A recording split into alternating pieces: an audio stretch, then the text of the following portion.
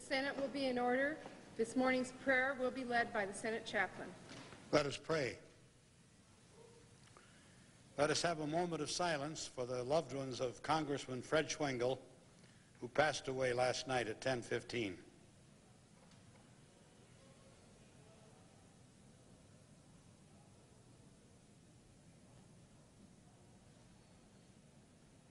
They that wait upon the Lord shall renew their strength.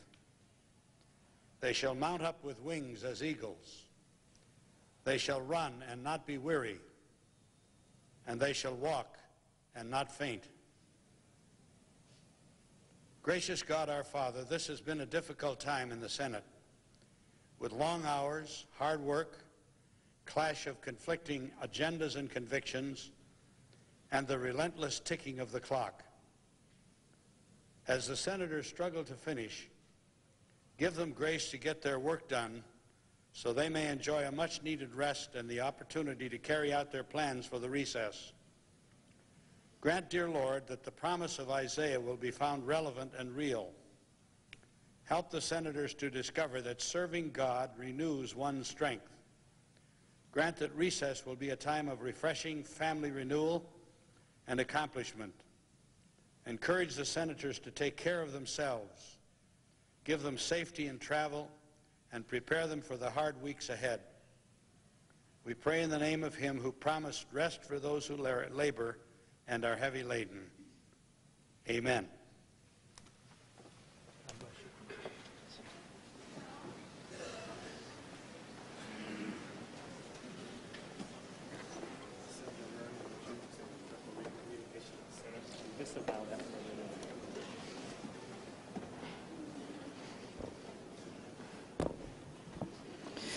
The clerk will read a communication to the Senate.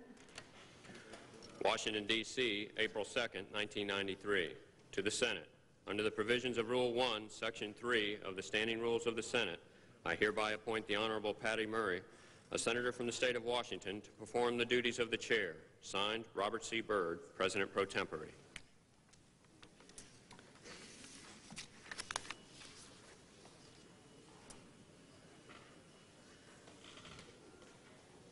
President, Chair recognizes Majority Leader. I ask unanimous consent that at 12:20 p.m. today, the Senate proceed into executive session to consider the nomination of Strobe Talbot to be Ambassador at Large and Special Advisor to the Secretary of State for 40 minutes of debate under the provisions of the previous unanimous consent agreement. That at the conclusion or yielding back of time, the Senate return to the Senate why don't I see?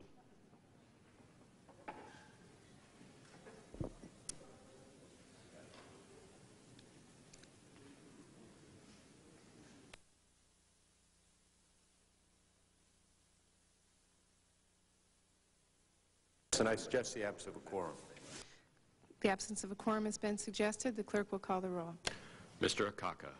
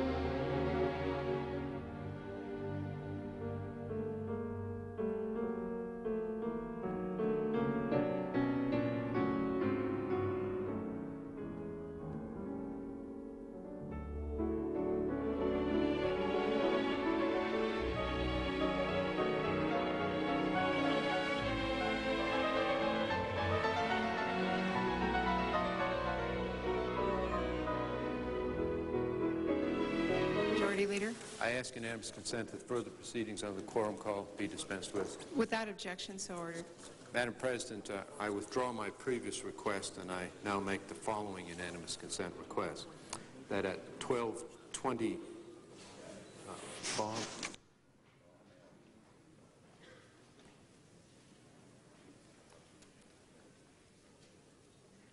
that at 12:20 p.m. today, the Senate proceed into executive session to consider the nomination of Strobe Talbot to be Ambassador at Large and Special Advisor to the Secretary of State for 40 minutes of debate under the provisions of the previous unanimous consent agreement.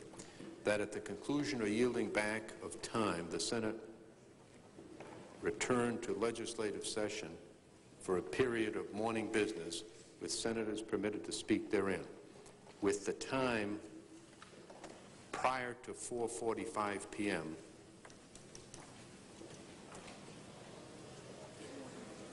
in morning business to be equally divided between Senators Byrd and Hatfield or their designees.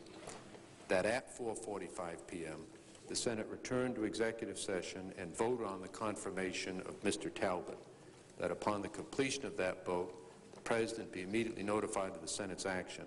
The Senate return to legislative session and vote on the cloture motion that was filed last night on the committee substitute for H.R. 1335, with the live quorum being waived. That the proceeding occur without any intervening action or debate, and that if a second cloture motion is needed and filed today, that the vote on such motion occur tomorrow, Saturday, April 3rd, with the live quorum being waived at a time to be determined by the Majority Leader after consultation with the Republican Leader. Without objection, so ordered. Right. Mr. President, unless the Republican Leader has a comment, I'd like to yield to the distinguished Senator from Iowa who wishes to address the Senate for 3 minutes on an unrelated matter, and then I will have a further statement regarding the schedule. Madam President, Chair recognizes the Senator from Iowa for 3 minutes. as the chaplain has already told us, former Congressman Fred Schwengel of Iowa passed away. So I would like to pay tribute to a person who I consider a great humanitarian, a national treasure, and I will speak of that in just a minute. And I consider him a friend. And this is a person who, as we have already heard, God has called home. And that was last night at 10:15. He passed away at the age of 86. Frederick Delbert Schwengel was born on May the 28th in Franklin County near Sheffield, Iowa. He was the son of German immigrants, Gerhard and Margaret Schwengel. Fred is survived by his spouse, Ethel, who most credit as a substantial factor in his many successes that were achieved by Fred. They were married for 61 years and are survived by 2 children. If the Senator from Iowa will hold for just a minute, the Senate will be in order for the distinguished colleague from Iowa to make his presentation. Thank you, Madam President.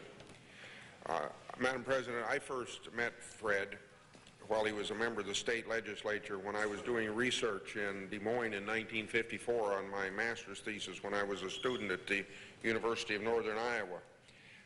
He was very helpful to me at that time in my efforts to gain an understanding of representative government. Shortly thereafter, in fact, I think it was that year that Fred's constituents then in a larger district sent him to Washington. He was first elected to the U.S. House of Representatives from Iowa's 1st District. He served a total of 8 terms before retiring in 1973.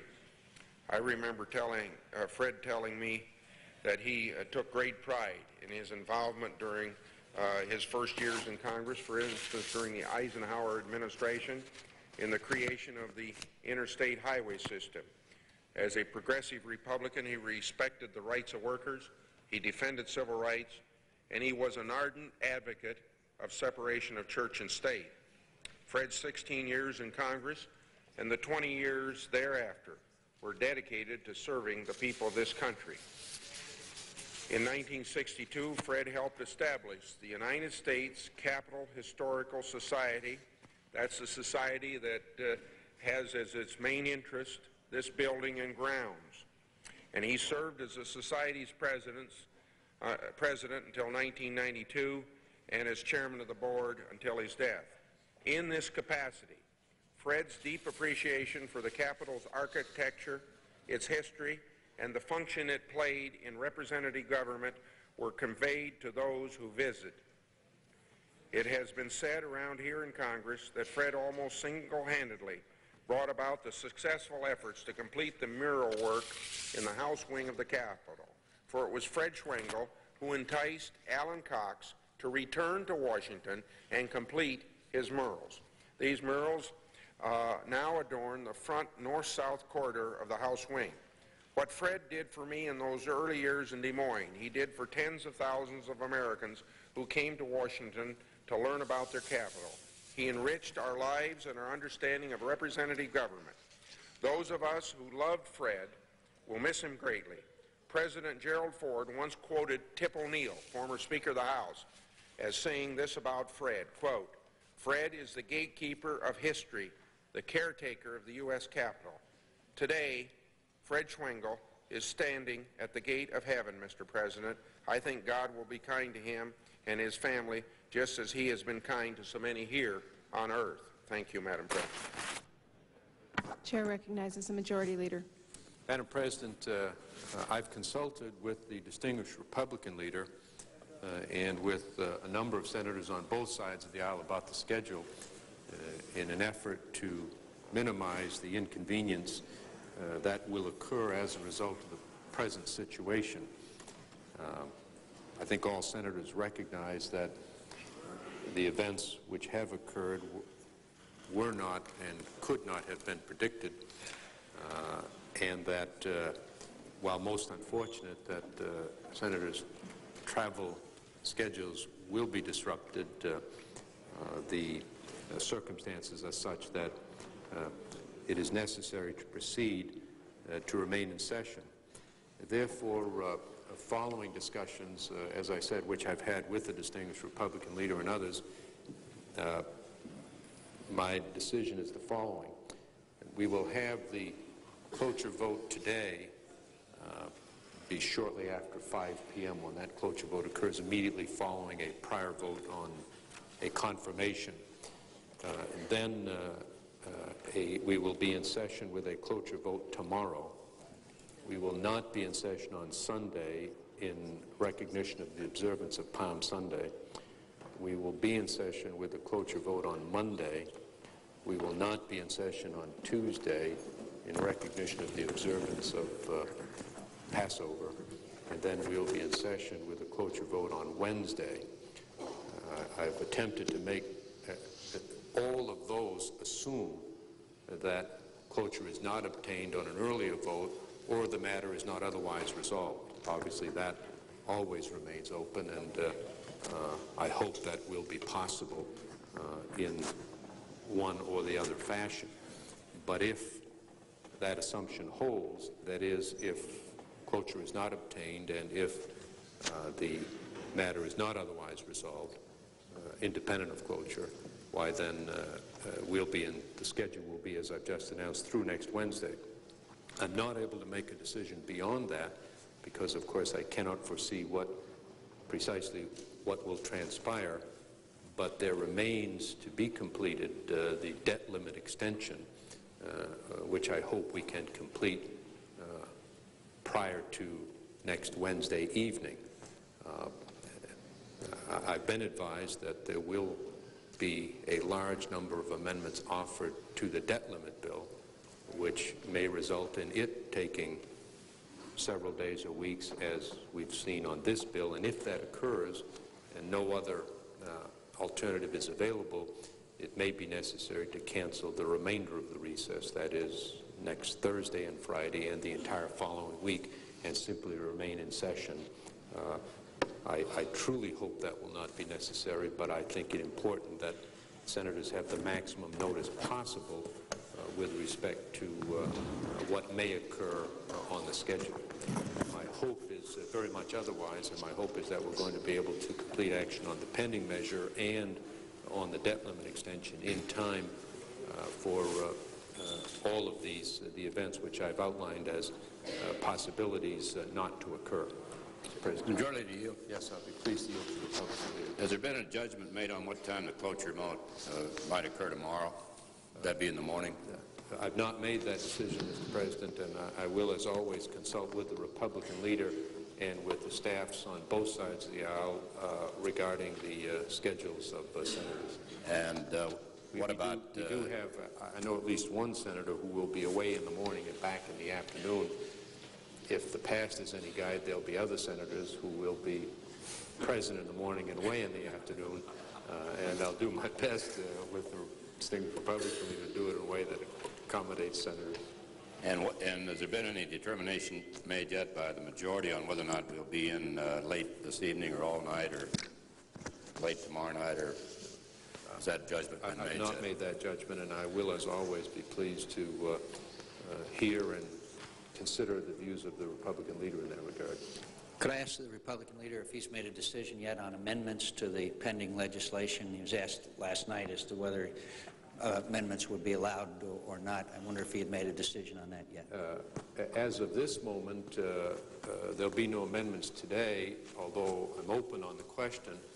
If I could receive a finite list of amendments and an agreement to vote on the bill at a date certain, I would obviously be willing to have amendments considered. But pending a date certain on vote on the bill, it would be the inclination of the majority leader not to have further amendments? That would be my inclination, because I would frankly see no point to it. If there is to be simply an unlimited list of amendments, and we've been advised that that is at least a possibility, including many amendments that have previously been voted on, then I don't think there would be much point in doing so. But we certainly will consider proposals on an individual basis and prepared at any time to reconsider that matter. That's simply a judgment at this time, for this time, and I'll be pleased to discuss it with the Senator from Arizona and certainly with the distinguished Republican leader. Thank you. Right. Under the regular order, the clerk will report executive calendar number 53. Nomination, Department of State, Strobe Talbot of Ohio to be Ambassador at Large and Special Advisor to the Secretary of State on the new independent states.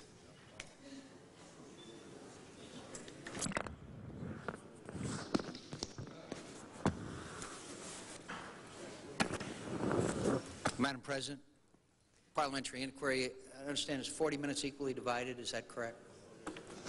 Is it 40 minutes or 20? The chair, the senator from Arizona is correct. It's 40 minutes equally divided. I'd be glad, in the interest of courtesy, to allow my friend, the distinguished chairman, to go first, if that's his wish, or I'll go, if it depends on whichever he wants. Well, thank the senator very much indeed. The chair recognizes the senator from Rhode Island. Thank you. I appreciate the courtesy of the senator from Arizona, and I'm very happy to support the nomination of Strobe Talbot to be Ambassador at Large and Special Advisor to the Secretary of State on the new independent states, the NIS. I welcome the President's decision to create this new position, which will serve as the focal point for our relations with the former Soviet Union, and I am confident in Mr. Talbot's ability to take on this pretty daunting task. Mr. Talbot would bring to that position a great deal of experience. As a journalist, he spent a significant amount of time visiting, studying, and writing about the former Soviet Union during a time when it was not always easy to decipher what were the true Soviet signals, cryptic signals. Despite the difficulties of reporting about Moscow, his writings and observations were generally on target, although some may disagree with his conclusions and predictions. Mr. Talbot stands by his record and believes that it stands the test of time. In addition to his fine qualifications, he enjoys the full confidence and indeed the friendship of our President. I believe that will be an important factor in ensuring that a policy toward the new states is not only a top foreign policy priority, but that it is well coordinated among the many departments and agencies which have responsibility for elements of the relationship. I would yield the floor at this point to... Madam President. Chair recognizes the senator from Arizona. Thank you, Madam President. The most obviously important question facing American foreign policy makers today is the future course of our relations with Russia and the newly independent states of the former Soviet Empire. With the collapse of communism and the dissolution of that empire, our policies towards Russia must be informed by our understanding of new geopolitical realities which emerged in the last 2 years. This is not to say, however, that the judgments and principles upon which we premised our Cold War relations with the Soviet Union are no longer relevant to current considerations of U.S. policy toward the region. They are quite relevant, especially at this moment of great uncertainty in Russia, when no one can predict with certainty whether that nation will evolve peacefully and democratically, collapse into chaos, or return to totalitarianism, be it communist or fascist. Madam President, our understanding of the vast complexities, historical foundations, and perceptions which motivate the people and leaders of the former Soviet Union are absolutely critical to our efforts to help the principles of democracy flourish there. If we are to devote considerable resources to this important endeavor, we will need to quickly and accurately calculate the effect of our actions and anticipate the political reactions and intentions of the real power brokers in the former Soviet Union, elected or otherwise. At a minimum, administration nominees who, if confirmed, will help formulate our policies towards the former Soviet Union should have exercised fairly sound judgment in not only their recent pronouncements on the subject, but also in their past analyses of Soviet leaders and policies and U.S. policies intended to contain their Cold War threat to us. Any nominee whose judgment is found to be seriously wanting in either case should not expect to enjoy the confidence of the Senate. It is for this reason that I oppose the confirmation of Mr. Strobe Talbott to be Ambassador at Large and Special Advisor to the Secretary of State for the newly independent states. My opposition to Mr. Talbott's confirmation is neither partisan nor personal. I take no pleasure in denying support to the President's choice for this critically important post. I am aware that Mr. Talbott is a close personal friend of the President's, and I am generally disposed to defer to the Commander-in-Chief's choice of personnel to implement his foreign policy. But if I find a nominee's judgment to be consistently in error on questions of such great importance to our national security, as I have found to be the case with Mr. Talbott, then I cannot in good conscience vote to confirm his appointment. As virtually everyone with an interest in U.S.-Russian relations knows, Mr. Talbott is a prolific commentator on the subject. He has written extensively on his observations and experiences. He has offered numerous opinions on many aspects of our diplomatic and military strategies for Soviet containment. Over the years, I have become quite a consistent reader of Mr. Talbott's, and I have very often disagreed strongly with his analyses. It is one thing to report mistaken observations and suggest flawed policy solutions. It is another thing altogether to make policy decisions based on similar faulty reasoning which could alter the power structures of a fragile government with far-reaching consequences for U.S. security. The policies of the United States toward the newly independent states need to be devised with great foresight and executed with great resolve.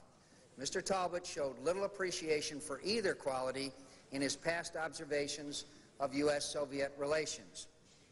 In the early 1980s, Mr. Talbott wrote in great detail about balance of power contests between the U.S. and the Soviet Union, acknowledging the immense power of the Soviet Union and noting its sustainable capability to inflict mass destruction on the United States and the world. On those grounds and others, Mr. Talbott was an outspoken critic of the Reagan and Bush administration's Strategic Defense Initiative. He strongly believed that the Soviets would prove SDI to be a strategic blunder by building up their own strategic defenses and by expanding their offensive arsenal to, quote, be sure of penetrating U.S. defenses, unquote. Such a course, Talbott argued, would prove ruinous to administration's armed control initiatives. In the January 21, 1985 publication of Time magazine, he wrote, and I quote, if Reagan holds firm on Star Wars, he might as well abandon his pursuit of drastic reductions in existing Soviet weaponry.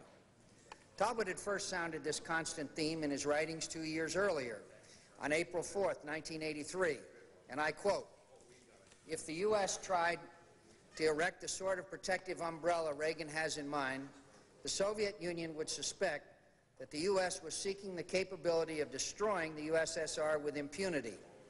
To forestall that, the Soviets would no doubt accelerate their own already considerable research into defensive weapons while simultaneously refining their offensive weapons in order to beat or penetrate whatever ABM system the U.S. devises. In that sense, the worst sin against strategic stability is a good defense, particularly the sort of prevent defense Reagan has in mind." Mr. Talbot also dismissed theorists within the Reagan administration who argued that the U.S. nuclear rearmament and a harder diplomatic line with the Soviet Union would ultimately compel the Kremlin toward moderation and reform. In the November 22, 1982 issue of Time magazine, he wrote, "The Reagan administration's tough rhetoric, its attempt to consolidate anti-Soviet alliances, and its program of across-the-board rearmament have all been intended to impress on the Soviets that they have a choice. They can moderate their conduct, which by implication means choosing more moderate rulers, and thereby earn a respite from conflict abroad that may be their last chance to tend to their home front. By my reckoning, Mr. President, the effect of Reagan-Bush Soviet policies has been remarkably close to the theory observed by Mr. Talbot in 1982. But in that same essay, Talbot showed the disregard for which he would consistently hold Reagan-Bush policies over the last 12 years. Quote, even if there actually were such moderates lurking in the wings, he wrote, it is inconceivable that vigorous, sometimes bellicose, anti-Soviet policies on the part of U.S. authorities could vindicate and strengthen their hardline rivals. Insofar as the administration thinks that it will be doing the Soviet people a favor by increasing pressure on their new leadership to mend its ways, or else the U.S. may be defying both history and the very nature of the system it is trying to influence. Virtually any technological advances in the U.S. arsenal were viewed suspiciously by Mr. Talbot. Like SDI, cruise missiles used so effectively in the Gulf War, he considered to be a waste of precious resources and a threat to the success of arms control efforts.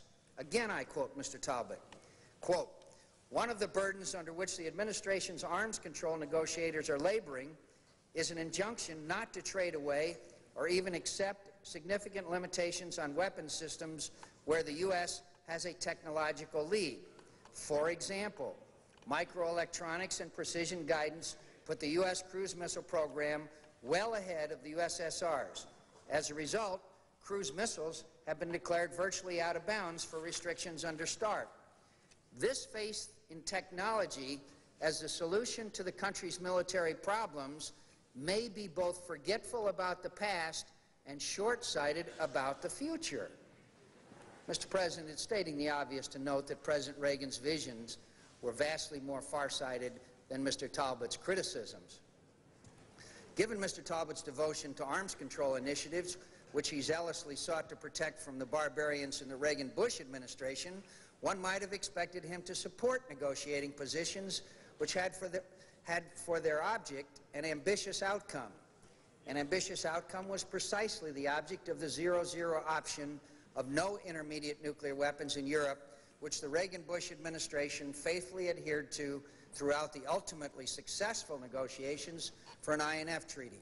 But, true to form, Mr. Talbot contrived numerous reasons to challenge the efficacy of that position, and once it successfully bore fruit, Mr. Talbot questioned whether the successful outcome, the complete elimination of an entire class of nuclear weapons from Europe, was the one, quote, we should have asked for, and do we want it now, unquote. After the zero option was finally accepted by the Soviets as the basis for the INF treaty, Talbot credited, quote, Soviet persistence and Soviet ingenuity for the success. As any objective observer will tell you, the success of those negotiations is primarily attributable to three things. First, the deployment of Pershing IIs in Europe. Second, President Reagan's constant advocacy of the 0-0 option. And third, President Reagan's consistent rejection of Gorbachev's attempts to link INF to an SDI ban and a START treaty. While Gorbachev deserves credit for finally acceding to the force of U.S. positions, it was hardly Soviet persistence that succeeded. It was American resolve. Had we waited for Soviet ingenuity to resolve the matter, or had we taken counsel of Mr. Talbot's admonitions, we might very well still be arguing today about how to rid ourselves of an array of nuclear weapons in Europe. Perhaps, Madam President, my apprehensions about Mr. Talbot's appointment could have been somewhat mitigated if in recent times he had ever conceded his earlier mistakes in judgment and given some signal that he understood the nature of those mistakes and taken steps to correct the faults in his reasoning. Unfortunately, to my knowledge, Mr. Talbot has never conceded that his analyses were frequently in error. At the most, he has simply replaced arguments now proven to have been incorrect with new but comparably specious arguments. As the foundations of the Soviet Empire were crumbling, Mr. Talbot abandoned his earlier reasoning that the Soviets could and would always respond adequately to U.S. challenges to the balance of power. But he continued to dismiss the increasingly compelling logic that Soviet efforts to keep pace with the West had, in effect, failed and ultimately destroyed the Soviet system. In January 1990, he argued that, and I quote, "The Soviet system has gone into meltdown because of the inadequacies and defects at its core, not because of anything the outside world has done or not done or threatened to do." In this same article, Talbot goes on to dismiss almost entirely the policy of containment consistently applied over nearly half a century by 9 presidential administrations, Democrat and Republican alike. Quote, "For more than 4 decades, Western policy has been based on a grotesque exaggeration of what the USSR could do if they wanted, therefore it might do, therefore what the West must be prepared to do in response." Talbot declined to admit that few observers of U.S.-Soviet relations more egregiously exaggerated, quote, "what the USSR could do if it wanted," than Mr. Talbot. Nevertheless, after a professional lifetime of miscalculating Soviet means and intentions, Talbot now rejects the policy that has proven to have been a most successful exertion of free nations to resist the gravest threat to their security in history. Quote, "The doves in the great debate of the past 40 years were right all along," says Talbot. Yet, ironically, it is the hawks who are most loudly claiming victory, including moderate Republicans who are uncomfortable with that label and would rather be seen as conservatives. It is solipsistic delusion to think that the West could bring about the seismic events now seizing the USSR and its fraternal neighbors.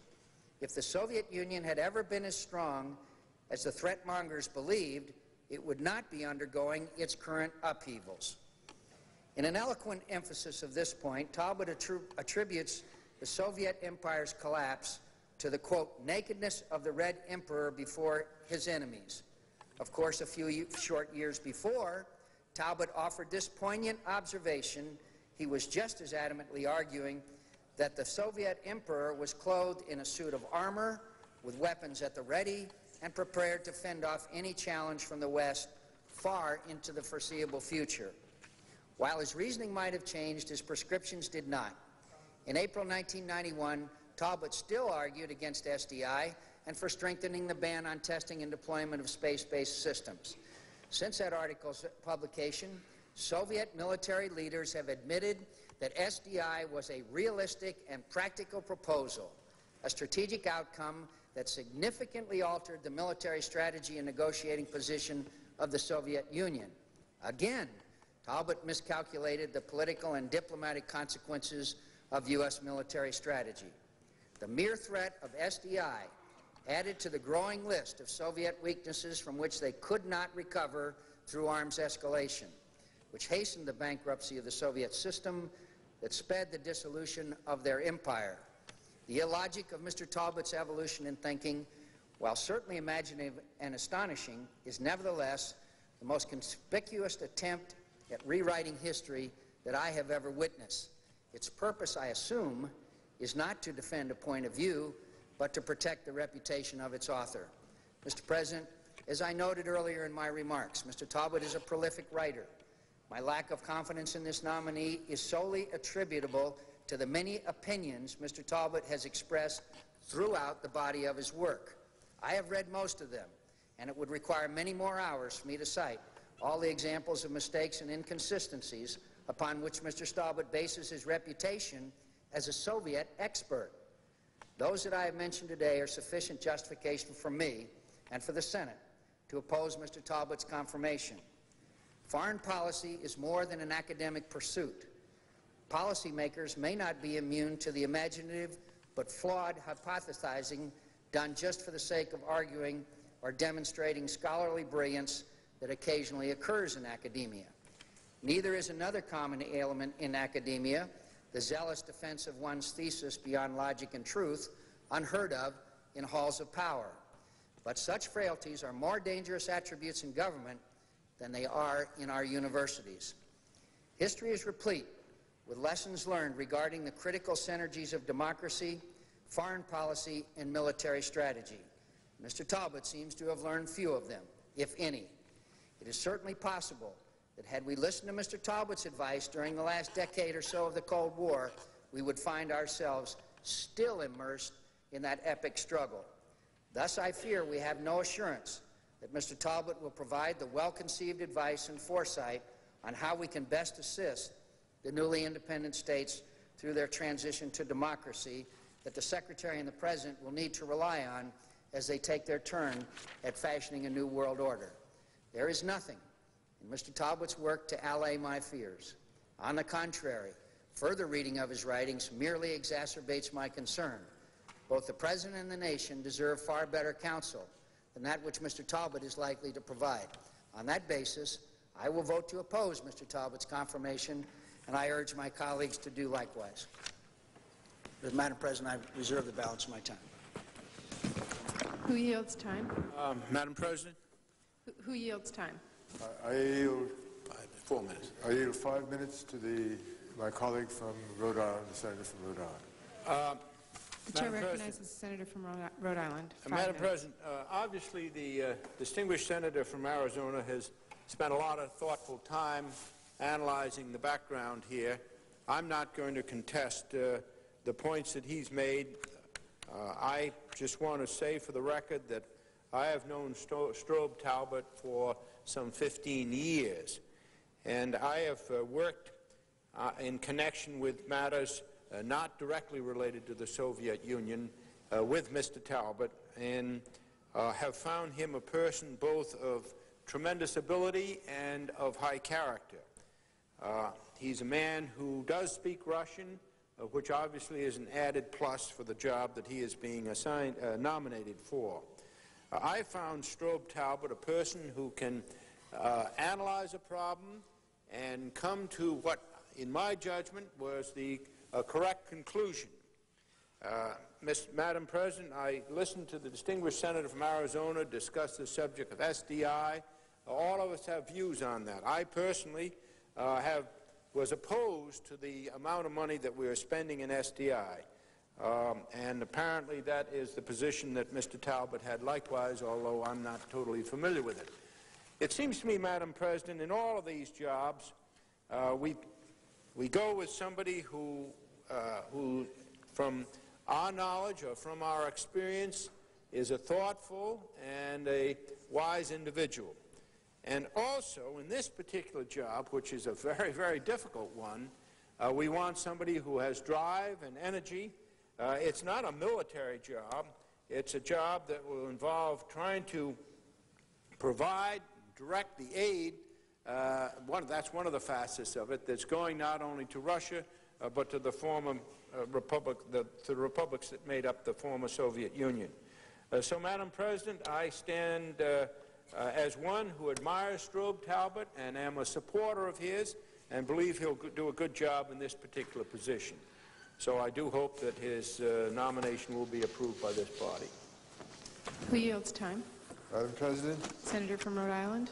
I yield myself 3 minutes. Mr. Talbot's nomination has been given a very full airing by our committee, and I would thank, in this regard, Senator Helms for his cooperation in helping move it along, giving it a fair breeze. Mr. Talbot called upon members of the committee prior to his nomination hearing to discuss the issues of concern to various individual senators. And then on March 23rd, the Committee on Foreign Relations held its thorough hearing, chaired by Senator Biden, on Mr. Talbot's nomination. In addition, a number of senators submitted questions for the record, which have been answered by Mr. Talbot, and on March 25th, the committee reported favorably Mr. Talbot's nomination by voice vote.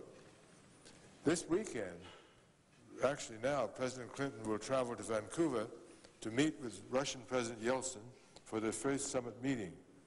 I, for one, believe it would be very beneficial for Mr. Talbot to be confirmed prior to the summit so that he can participate fully in the preparations for Vancouver as well as in the summit itself. That would be another reason for voting on this nomination expeditiously.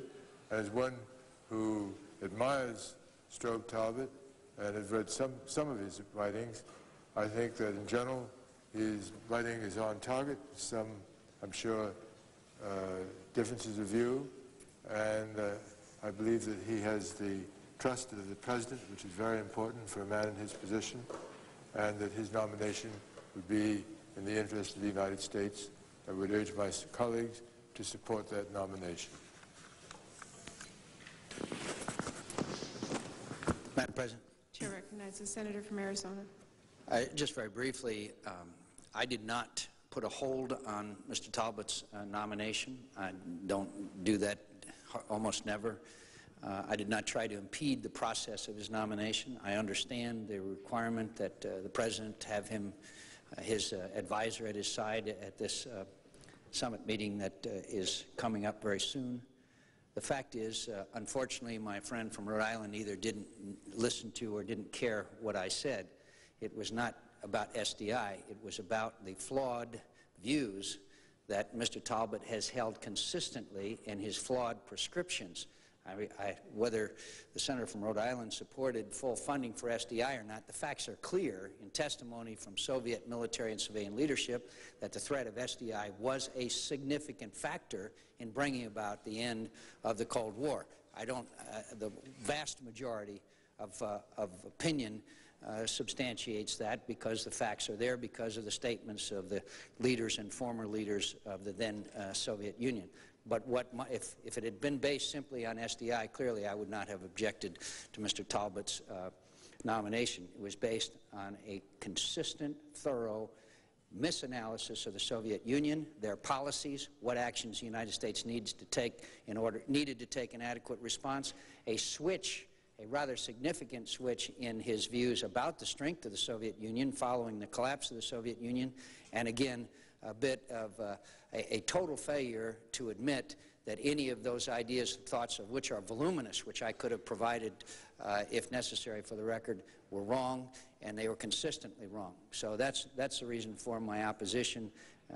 If my friend from Rhode Island views it as something to do specific solely with SDI, he either didn't listen or doesn't care about the context of my remarks. I thank and I yield back the balance of my time. Who yields time? Senator from Rhode Island. I would suggest the absence of a quorum, Madam President. The absence of a quorum has been suggested. The clerk will call the roll. Mr. Akaka.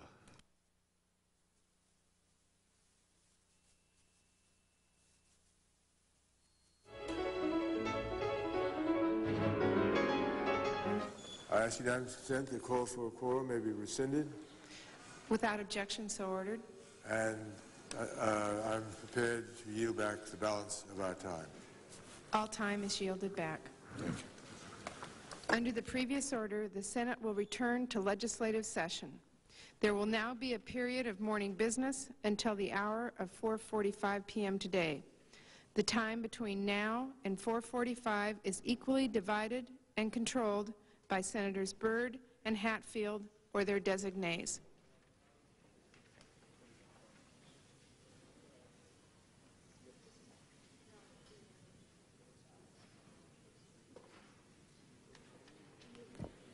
When shall I?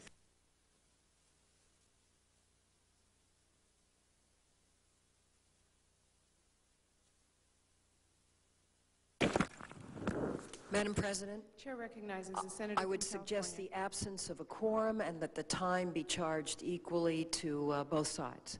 Without objection, so ordered. Clerk will call the roll. Mr. Akaka.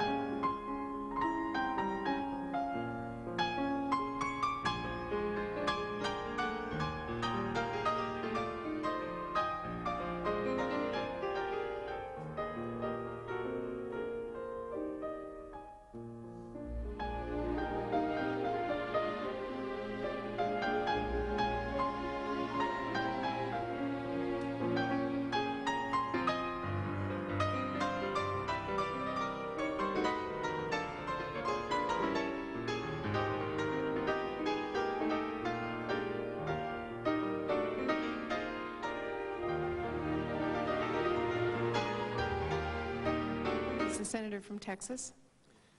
Madam President, I had hoped this morning to have an opportunity to offer some amendments. The chair would like the senator from Texas to know that we are under a quorum call. Madam President, I ask unanimous consent that further proceedings under the quorum be dispensed with. Without objection, so ordered. Madam President, I had hoped that I would come to the floor this morning and offer amendments to the pending bill. Those amendments are very important in my opinion, at least to me, and I believe to the American public. And I'd like to simply state for the record that I am unhappy that we are being denied an opportunity to amend the so-called emergency stimulus package.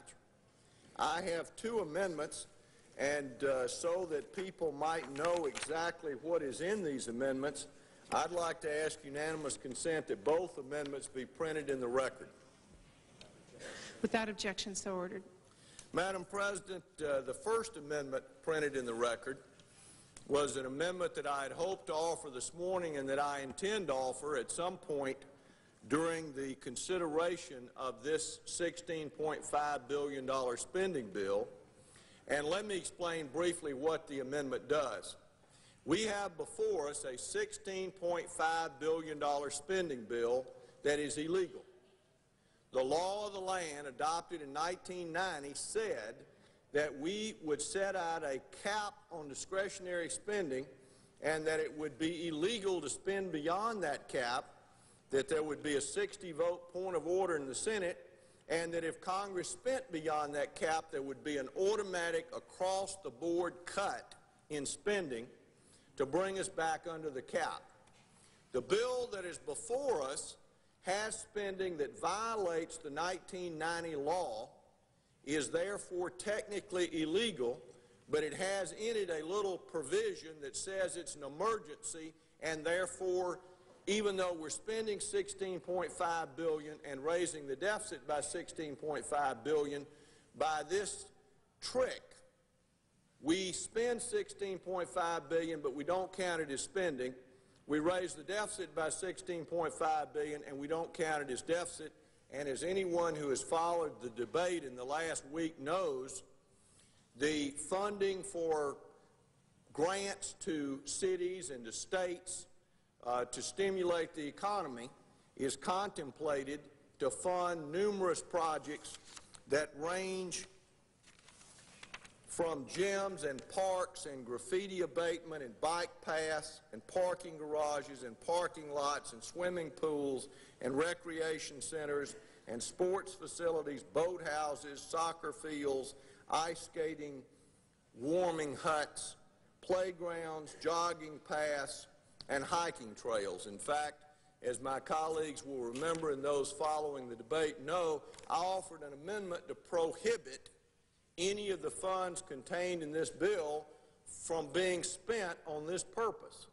That amendment was defeated basically along party lines. What the amendment that I have offered would do is cut all the discretionary spending in this spending bill that is before us by some 75% across the board, and then those savings would be used to offset the revenues that would not be gained by raising taxes on Social Security. So that by cutting spending in these discretionary programs, building fewer jogging paths, painting fewer water towers, building fewer boathouses and boat landings, we could then be able to take out the Social Security tax increase that would be imposed on the American people to pay for these programs over the next 2 years. I remind my colleagues that despite the rhetoric of the campaign that only people making over $200,000 a year are going to be taxed by the President's program, the reality is the budget adopted yesterday calls for a Social Security tax on every senior citizen earning over $25,000 a year, and that's not W-2 form $25,000 a year. That counts the imputed value of rent that a homeowner would have to pay if they didn't own their home. It counts the cash buildup in their life insurance policy. So what my amendment would do, if I had an opportunity to offer it today, would be to cut the discretionary spending programs in this bill by 75%, and then to use the money not so that we did not have to raise Social Security taxes over the next 2 years.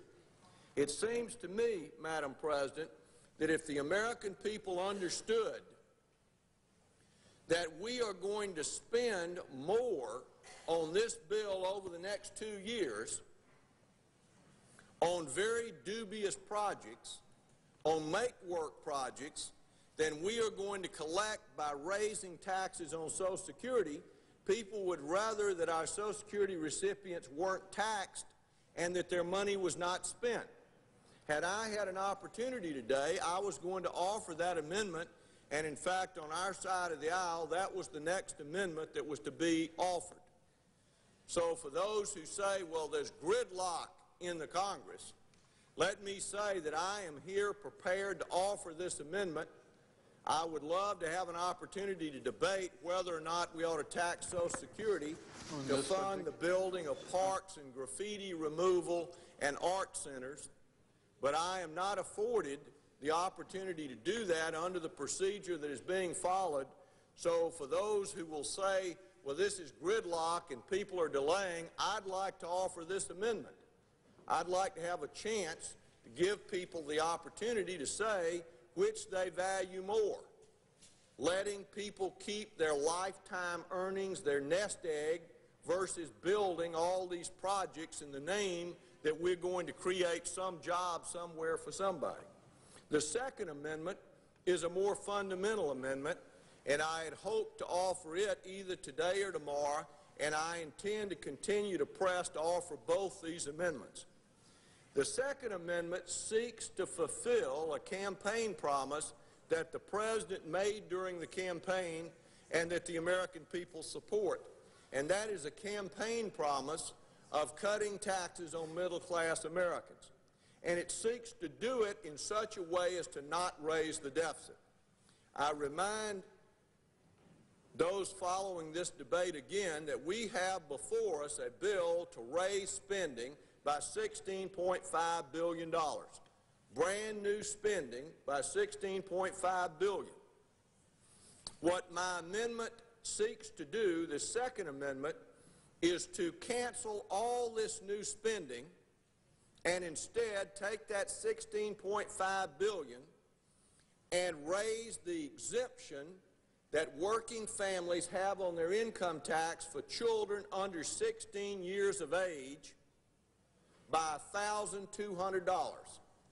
Every family in America making $60,000 or less would get a $1,200 tax deduction for each child under the age of 16, and we would let families spend this money rather than letting government spend the money. Now, we have heard argued here by our Democratic colleagues that we need to stimulate the economy by letting government spend $16.5 billion to let the government go out and borrow the money, taking it away from people who would have built new homes, new farms, new factories to generate new economic growth, that we ought to go out and borrow this money and then let government spend it, and that's going to stimulate the economy. Quite frankly, Madam President, I don't think that there is any chance that that is going to be the case. But what I'm doing with this second amendment is giving our colleagues an alternative way if they are determined that they want to stimulate the economy with $16.5 billion. The alternative that I'm presenting is don't let the government spend the money, let working families spend the money.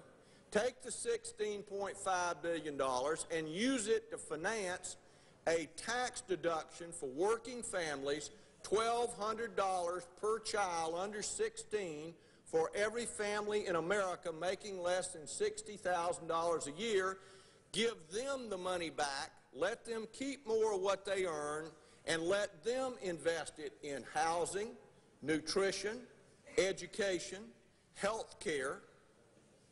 By letting families invest it, we know it'll be invested in the future of America. Quite frankly, Madam President, I know the government, I know the American family, and I know the difference. So if we are just absolutely committed to spending $16.5 billion that we don't have, if we're absolutely committed to raising the deficit by $16.5 billion, even though everything we hear from back home is cut spending first, if our first action is going to be to raise the deficit by $16.5 billion, rather than spending $16.5 billion on parks and bike paths and make-work projects, why not take the $16.5 billion and use it to fund a middle-class tax cut for working families that have children under 16 and let them invest the money in their future? So I have two amendments that I am ready and eager to offer. The First Amendment would cut the discretionary spending in this bill by 75% and use the money to defer this Social Security tax increase that was called for yesterday on the firm belief that we ought not to be taxing Social Security to fund the pork barrel projects contained in this bill. The second amendment I have is an amendment that would strike all of the spending in the bill, and if we're determined that we want to stimulate the economy, we would let working families keep that $16.5 billion and to invest it in their future and therefore in the future of the country. At the earliest moment that it is possible for me to offer these amendments, I'm going to offer them. I am eager to debate these issues, and I hope the people who are running around saying this is gridlock will give me an opportunity to debate these issues. These are important issues. They deserve to be debated, and I think the reason they're not being debated is that people know that if the American people had a choice, they would not choose to spend this money on the programs that we are contemplating spending the money on. And I yield the floor. Madam President. Senator from West Virginia. Madam President, may I ask the Senator a question? Yes. There is time on his side.